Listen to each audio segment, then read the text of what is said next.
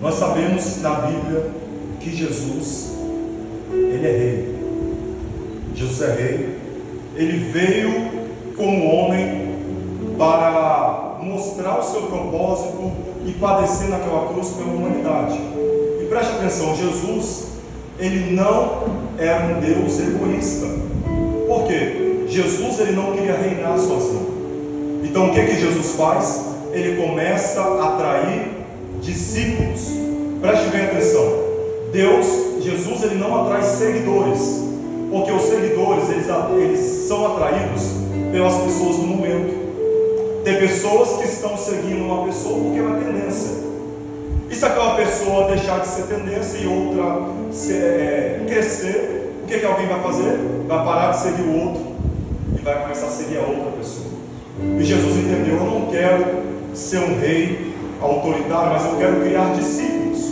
Jesus então ele chama 12 pessoas como discípulos. Discípulo significa aquele que aprende. Então Jesus não queria seguidores, porque seguidores só admiram, mas ele queria alguém que aprendesse o que ele lhe ensinava. Porque não adianta nós temos pessoas seguindo a igreja, mas temos poucas pessoas aprendendo com Jesus. Então o propósito de Jesus era formar uma igreja. Jesus não queria vir na terra ostentar, por isso que ele foi um servo humilde. Jesus não queria vir mostrar o tanto de ouro e prata que ele poderia ter, mas ele veio mostrar o poder que ele tinha em transformar pessoas. Então, ser discípulo é uma honra, ser discípulo é um privilégio, porque você vai aprender com aquele que tem todo o poder e sabedoria. Eu vejo Maria sentada aos pés de Jesus, sendo uma pessoa no papel de discípulo. Por quê? Ela sentou para ouvir Jesus. E talvez você pense, mas qual vai ser a parte que eu vou me tornar apóstolo? Apóstolo significa aquele que é enviado. Você se tornará apóstolo o dia que nós aprendemos a ser discípulos. Porque Deus não pode enviar alguém que Ele não afiou na palavra. Deus não pode enviar alguém que Ele não tratou de dentro para fora. Então Jesus, Ele veio e separou 12 pessoas. Pessoas diferentes, pensamentos diferentes, personalidade diferente. E Ele estava dizendo: eu quero uma igreja que saiba ouvir a minha voz. Amém? Então quando nós olhamos para isso, Jesus estava explicando para a gente o segredo. Aprenda a ouvir, aprenda a aprender com Jesus aquilo que Ele tem para te falar. Mas aqui o texto que nós falamos fala sobre o evangelista Mateus. Preste bem atenção. Mateus ele escreve sobre Jesus, mas no meio da escritura que ele deixou para nós, ele também escreve o momento da sua conversão. Porque Mateus ele era um cobrador de impostos do governo romano, mas ele tinha um negócio, ele era judeu, mas estava cobrando imposto para o povo romano. Aí alguém olhava para Mateus e dizia: você é avarento, você é ganancioso, você é um ladrão. Mas Mateus escreve o momento da sua conversão, não como as pessoas olhavam para ele, mas como Jesus observava ele e como ele observou Jesus. Porque pessoas podem falar tudo de você, mas talvez eles não sabem a intimidade e o encontro que você teve com Deus. Alguém está lá fora dizendo que você não presta mais, que você não serve para mais nada, mas Deus está falando: eu lembro do dia que eu me encontrei contigo, eu lembro do dia que eu falei ao teu coração. Alguém estava jogando você como um avarento, como um ladrão, como alguém que não prestava, como um traidor, mas eles esqueceram que eu cheguei na história. E Jesus, ele vê Mateus escrevendo o momento da sua conversão, e eu vou repetir o versículo que nós acabamos de ler. Partindo Jesus dali, viu um homem chamado Mateus sentado na coletoria. Presta atenção, Mateus está contando como ele se encontrou com Jesus. Mateus, cobrador de impostos. Eu penso comigo, imagino que Mateus, vendo seu povo sendo escravizado, cobrando juros abusivos, talvez surgiu a oportunidade de Mateus, pastor, de manter a sua família alimentada, porque no meio da crise tem muita gente que acaba perdendo o raciocínio e vende o seu ministério, vende o seu povo por causa de alimento, por causa de alguma coisa que vai manter ele por um momento. E Mateus, por talvez desespero de ver a sua família passando tanta necessidade, ele decide se tornar cobrador de impostos. Preste bem atenção. O cobrador de impostos, ele não era visto bem pela sociedade. Mas uma coisa nós não podemos negar: Mateus, ele prosperou. Mateus começou a ter dinheiro. Mateus, ele atraía com a sua profissão a prosperidade que ele não tinha antes, talvez. Por quê? Porque escravo muitas vezes não tem abundância, ele não tem uma riqueza que ele pode mostrar para as pessoas. Mas Mateus, ele começou a prosperar muito, ele começou a crescer muito. E os nossos olhares para alguém que prospera e olha para ele e diz assim: rapaz, Deus está com esse homem aqui, está crescendo muito, prosperando muito, então Deus é com ele. E aí Mateus crescendo muito, mas alguém lá fora estava dizendo: esse aqui é um ladrão, esse aqui é um avarento, esse aqui é um traidor, porque ele abandonou o meu povo. Então Jesus estava passando. Eu vou dizer uma coisa: Mateus não precisava de mais nada, porque ele já tinha comida na sua casa, ele já tinha vestimento. Mateus tinha uma casa. Talvez Mateus poderia gastar dinheiro e abençoar até outras pessoas. Mas Jesus olha para Mateus na corredoria, na receptoria, e ele diz assim: olha, Mateus, vem e me segue. Preste bem atenção, irmãos. Mateus já estava próspero, Mateus já tinha abundância financeira suficiente. Mas Jesus passou e olhou para Mateus e disse: Mateus, vem e me segue. Uma coisa me chama a atenção nesse versículo, que quando Jesus olha para Mateus, ele não diz assim: Mateus, me segue aqui, porque eu tenho uma outra profissão para você, eu vou subir você de patamar. Você viu aquele povo que te chamou de avarento, ladrão, miserável, de traidor? Eu vou colocar ele debaixo dos teus pés e você vai cantar sabor de mel. Jesus não disse para ele: olha, eu tenho uma nova profissão para você. Ele está dizendo: olha, eu vou prosperar você 7 vezes mais. Jesus não disse nada disso para Mateus. Jesus não disse para Mateus: eu vou te vingar dos seus opressores. Jesus não faz nenhuma oferta para Mateus que talvez viesse fazer ele ser mais rico. Mas Jesus fez uma proposta para ele: vem e me segue. Jesus não oferece nada a não ser a sua presença, porque nós estamos vivendo um evangelho aonde que Deus tem que barganhar com o homem.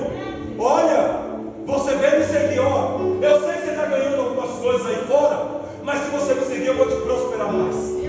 Aí vem na igreja que Deus tem que convencer a pessoa a ficar dentro da igreja, a aceitar o chamado, porque Deus agora se tornou um empresário sucedido que coloca o homem dentro da igreja e tem a obrigação de fazer tudo o que a incompetência do homem não fez. Aí nós pensamos: qual evangelho nós estamos vivendo? A ponto de barganhar com Deus a sua presença? Fala: Deus, eu só estou sendo fiel a você porque o Senhor me prometeu o carro. Só estou sendo fiel ao Senhor porque o Senhor prometeu uma família. Eu só estou sendo fiel ao Senhor porque o Senhor me prometeu um emprego dos sonhos. Eu só estou sendo fiel ao Senhor porque o Senhor me prometeu uma casa. Mas o evangelho de Mateus fez eu entender que Jesus, ele não precisa me oferecer nada além da tua presença, porque a presença dele, ela vale mais do que o dinheiro. A presença dele, ela vale muito mais do que ver os seus inimigos debaixo dos teus pés. A presença dele, ela vale muito mais do que a casa própria. Você sabe por quê? Tem gente que já comprou a casa, mas não consegue comprar a paz de Deus para dormir à noite. Tem gente que tem dinheiro para comprar alimento,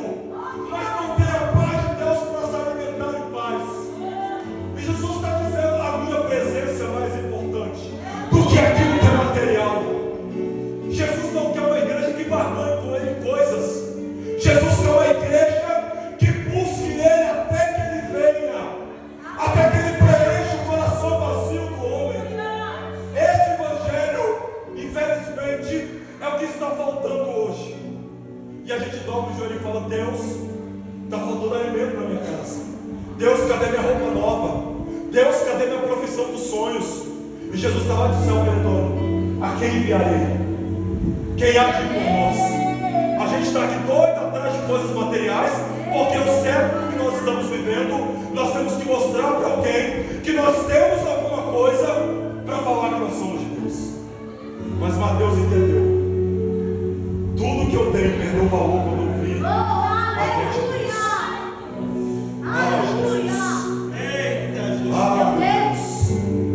Meu dinheiro não equivale à presença do que eu estou sentindo aqui. Presta atenção, Deus. As pessoas odiaram a Deus. E você sabe que o patrão do inimigo, ele não está preocupado se você está bem ou está mal. Ele está preocupado se você vai produzir ou não vai. Mas Deus encontrou alguém que o amava, mesmo sabendo que o povo falava quem ele era. Alguém estava dizendo: ele não presta, ladrão, avarento. Aí ele fala assim: eu sei o que está faltando. Está faltando a minha presença. Aleluia. O principal problema do coração do homem não é bênção. É porque quando o rei bate na porta, vai dizendo: Deus, deixa eu conquistar primeiro, depois eu deixo o rei da glória entrar aqui dentro. Mas o segredo do evangelho é o que Mateus nos ensinou. Eu vou te receber, Jesus. Aí alguém me fala: você é doido, Mateus? Está abrindo mão de dinheiro? Está abrindo mão da sua profissão? Quem vai te sustentar agora? Eu conheço uma presença que ela supre todas as necessidades. Mas ela só consegue suprir todas as necessidades quando você deixa as possibilidades humanas e começa a entender que Ele te sustenta se você estiver debaixo das mãos dele. Mas aí Mateus, ele vê que Jesus só oferece a presença. Mateus não pediu confirmação de Deus. Mas será que é verdade que o Senhor está me chamando? Me confirma aqui, se passar um carro agora aqui na rua e for um carro tal, o Senhor está me chamando. Se aparecer um passarinho aqui, o Senhor está me chamando. Esse tipo de confirmação é para crente que não entendeu o que está escrito na palavra. Mas Jesus ainda dá um sinal. Jesus, ele chega para Mateus e fala assim: Mateus, vem me segue. Ele, presta atenção, irmãos. Mateus ouviu a voz, mas ele viu a presença. Aquele que já sentiu a presença, já ouviu a voz e está querendo uma outra resposta. E a resposta de Deus para você: eu vou continuar falando do mesmo jeito. Você vai continuar sentindo a mesma presença, até você entender que eu não preciso de me manifestar em coisas para fazer você ser curado e ser transformado pelo Evangelho. Mas o que me chama a atenção é que Mateus, ele abre mão de tudo e vai servir Jesus. Só que o que também me chama a atenção é que logo em seguida Mateus poderia falar assim: ei Jesus, qual que é a proposta de agora? O que o Senhor tem para mim? Eu quero um negócio melhor. Mas Mateus, ele entendeu que era Evangelho. E Mateus, depois de aceitar o convite de Jesus, ele vai lá na sua casa fazer um banquete. Porque quando você recebe Jesus, tem muita gente que vem para a gente para receber. Mas quando a gente recebe Jesus, a nossa intenção primeiro não é receber.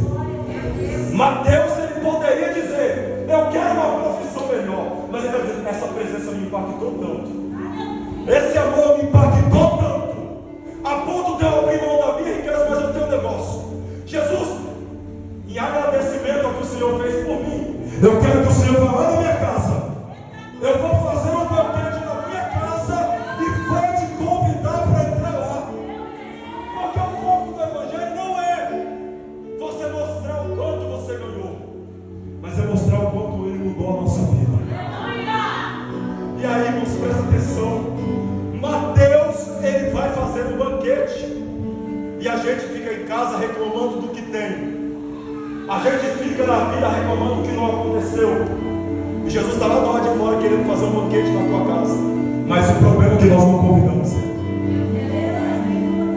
Mateus, ele me ensina: depois que eu recebo Jesus, eu não tenho que pedir, eu tenho que entregar. E Mateus ainda vai além. Ele não vai fazer banquete sozinho, porque Mateus não é egoísta. Ele vai chamar os outros publicanos e falar assim: vem cá. Aí Mateus poderia falar assim: ei, vocês são tudo pecador. Mas ele não faz isso assim. Ele faz uma mesa, coloca uma que você, todo mundo aqui, que hoje quem paga a conta sou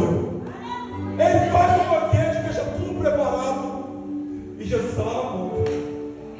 Eu imagino no meio daquele jantar, aquele almoço especial, os publicanos estão se fartando, pecadores, e Mateus vai dar uma mão, vem cá, eu quero que vocês conheçam o meu amigo. Meu Deus! Aleluia! Jesus, eu quero que vocês conheçam o meu amigo. Mas quem é seu amigo? O meu amigo é Jesus. Eu quero que ele conte o que ele fez comigo. Porque quando eu era vareta eu não conseguia oferecer uma oferta. Quando o meu coração era duro eu não conseguia. Mas quando ele desprendeu o meu coração da terra, ele desprendeu a minha alma dos bens materiais. E hoje eu estou entregando para vocês aquilo que eu recebi dele. E Mateus entrega um banquete. Jesus, ele é um convidado especial. A gente não consegue falar de Jesus porque ainda a gente não teve de fato um encontro com ele. E a gente pergunta assim: Jesus, por que eu não consigo pregar? Por que eu não consigo dizer para alguém que Jesus é bom? É porque talvez Jesus ele bateu na porta do nosso coração e nós dissemos para ele: Senhor, eu quero a minha promessa. Promessa e presença começa com P, mas a prioridade é a presença. Se não tiver promessa, que não falte a presença. Mateus entendeu isso muito bem. E Mateus ele vai fazer algo mais extraordinário. Mateus, depois de oferecer o banquete, ele não deixa Jesus ir sozinho e vai voltar a ser cobrador de impostos. Mateus vai seguir Jesus. Mateus vai acompanhar Jesus, porque se uma palavra de Jesus mudou Mateus, quem dirá andar com ele? Ah, meu irmão, você não sabe o poder de andar com Jesus. Você não sabe o poder de andar com a presença dele. Jesus, ele pode expulsar os nossos temores internos. Ele pode acabar com o nosso sentimento de rejeição. Ele pode tirar de nós a tristeza da nossa alma. E Mateus começa a andar com Jesus. Começa a acompanhar Jesus. E aqui tem algo mais especial. Ele andou com Jesus, mas quando o crente começa a andar com Jesus, irmãos, ele não se baseia só em andar, mas ele quer entender quem é Jesus. Então Mateus andava com Jesus, mas com um caderno e uma caneta na sua mão, dizendo: eu não posso perder nenhuma palavra dele. Tudo que ele me disser eu tenho que anotar. Tudo que ele falar comigo vai ser importante. Tudo que ele falar eu preciso anotar. Por isso que Pedro fala: ei, para quem iremos nós, se só tu tens a palavra de vida eterna? Eu estou andando contigo, eu estou aprendendo, mas a palavra que eu estou ouvindo, que eu estou guardando, é o que está me fazendo seguir. Diz que Mateus ele vai escrever quem é Jesus. Do primeiro capítulo ao último de Mateus, você vai ler tudo que Mateus fala sobre Jesus, tudo que Mateus viu sobre Jesus. E aí é muito interessante que Mateus ele não só escreve sobre Jesus, mas ele faz uma coisa especial. Ele poderia falar assim: Jesus, o Senhor é o Deus dos pobres. Ele poderia falar: Senhor, o Senhor é o Deus vivo. O Senhor é o Deus que cura enfermo, porque eu vi o Senhor curar enfermos. Mas ele diz assim: Senhor, o Senhor, depois que eu te conheci de verdade, o Senhor é o meu rei. Jesus é descrito por Mateus como o rei da glória. Porque Jesus, para ele, não era só o homem que fazia milagres. Mateus só não era um seguidor, Mateus era discípulo. Mateus sentava para aprender, Mateus ouvia, ele escrevia, mas ele disse: o Senhor para mim não é só o Deus que cura, só o Deus que liberta, o Senhor é o meu rei. Porque todo mundo que recebe Jesus como rei, ele governa a sua mente, ele governa o teu coração, ele governa os teus corações. E Deus está dizendo para alguém aqui: eu preciso dominar o teu coração, eu preciso dominar a tua mente. E o problema que nós queremos tratar Jesus só como servo que serve. Nós queremos que Jesus se manifeste como em Lucas, o Filho do Homem que tem poder para curar.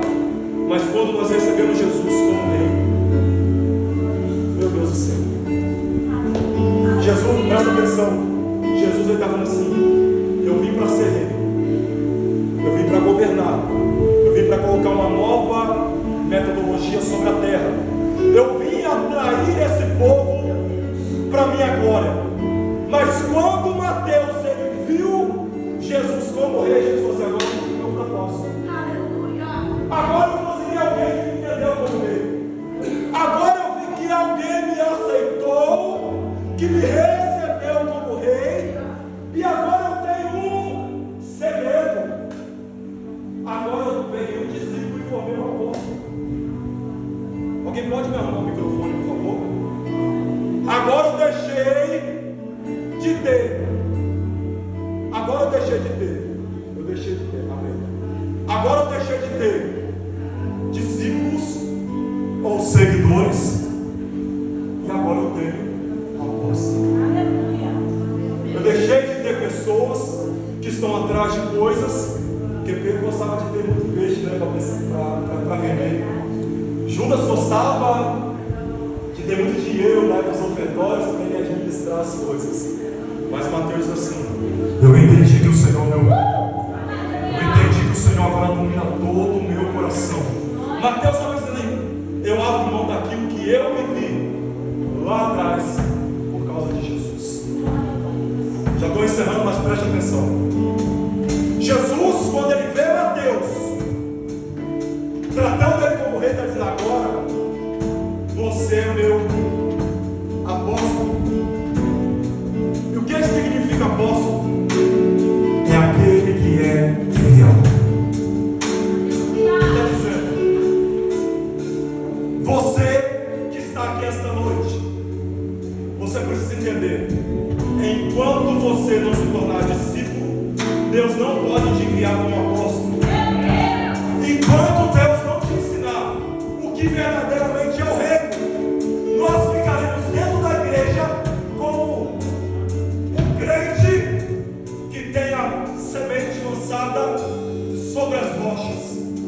Porque a semente é lançada, mas o sol ele vai e faz aquela semente não prosperar, porque não tem raiz, porque não tem terra. E Deus está falando para alguém aqui: está na hora de aprender a ser discípulo. Porque discípulo é aquele que aprende missiologicamente. Discípulo é aquele que persevera. É aquele que fica quando tudo está dando errado. É aquele que aprende quando ninguém quer aprender. É aquele que quando a porta se fecha, ele continua vindo para o culto. O discípulo é quando ele é rejeitado lá fora, ele continua firme aqui dentro. Porque ele sabe que a presença de Deus, ela continua reinando no nosso coração. Nós temos que entender. E Mateus, ele escreve Jesus como Rei. Deus, você agora é o teu apóstolo. Jesus, depois de tudo que ele passou, ele deixa uma mensagem para o coração do homem, dizendo: ficai, porém, na cidade de Jerusalém, até que o alto sejais revestidos. Ele está dizendo assim: ei, eu aqui consegui formar discípulos. Eu consegui pegar 12, eu atraí uma multidão atrás do pão, mas eu consegui formar alguns discípulos que vão para a terra, pelo mundo, espalhar o evangelho. Mas agora eu vou enviar o meu Espírito Consolador para habitar no coração do homem. Ele estava dizendo: eu preciso ir para que o Consolador venha. Eu preciso ir para que ele desça sobre a igreja, para que ele desça sobre o coração que ainda não está entendendo o chamado de Deus. Eu preciso te descer com o Espírito para que ele te revele a palavra que você ainda não entendeu. Eu preciso te descer o Espírito Santo para que ele preencha esse vazio do teu coração. E aí, ele diz assim: ficai em Jerusalém, até que do alto sejais revestidos.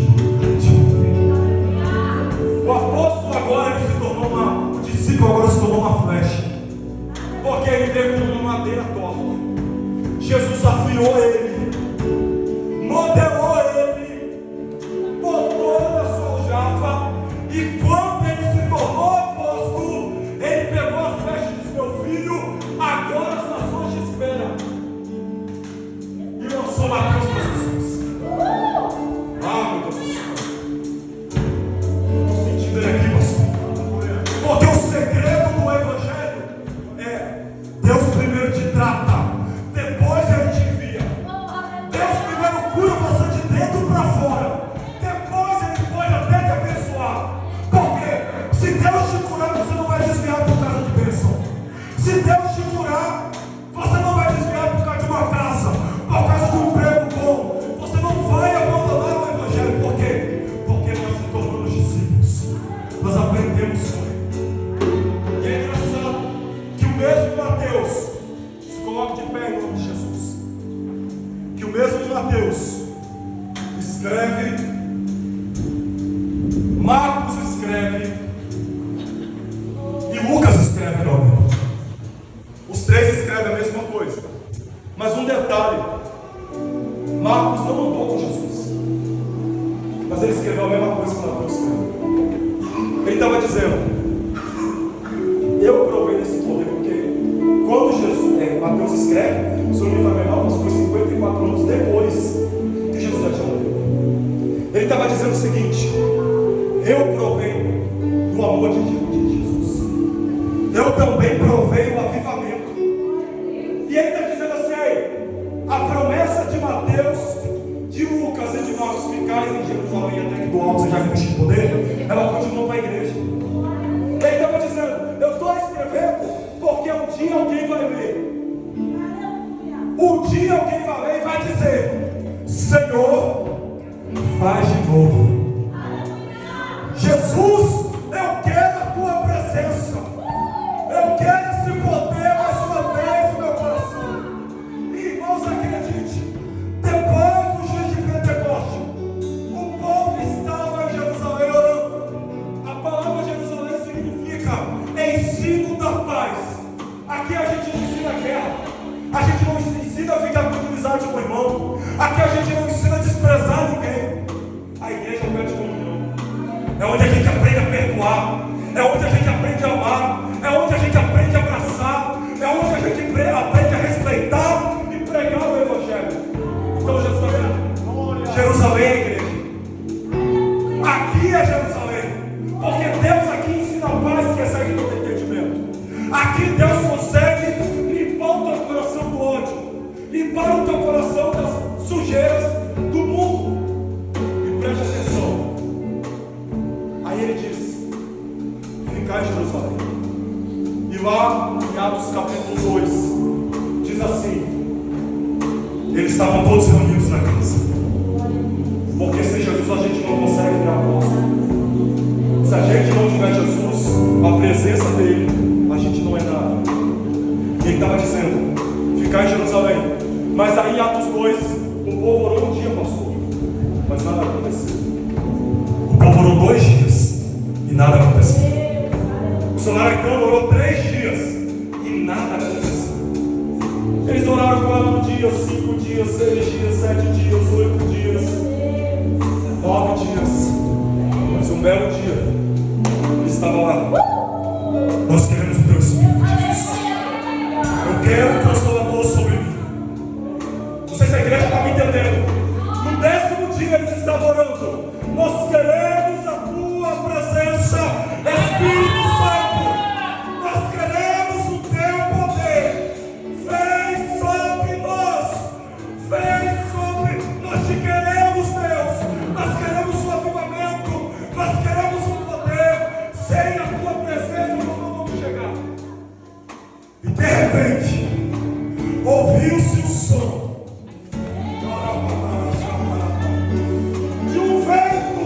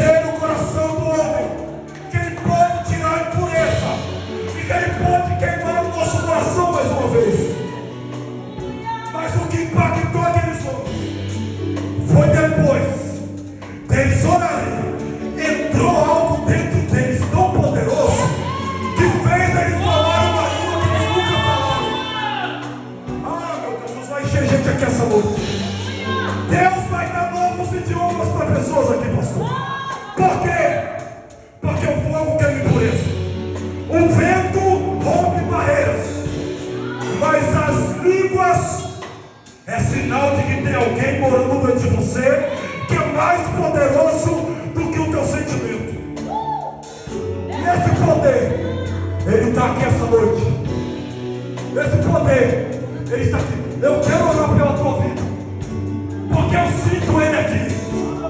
E se nós estamos em Jerusalém, você não pode sair do mesmo jeito que você entrou. Você não pode deixar a dureza do teu coração te dominar. Aí eu lembro de Salmos 24. Levantai, ó portas, as vossas cabeças.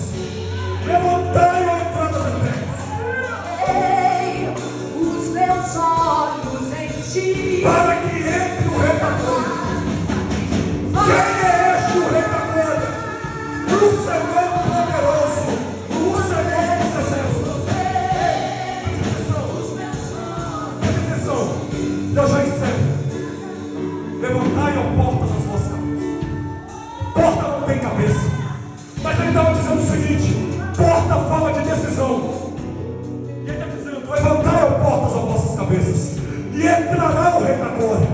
Ele estava dizendo: o carpinteiro está batendo na tua porta.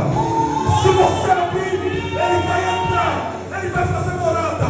E você precisa abrir o teu coração e deixar ele entrar. E eu quero orar por você essa noite. Deus vai avivar seu coração hoje. Meus olhos em ti. Eu quero orar por você aqui essa noite.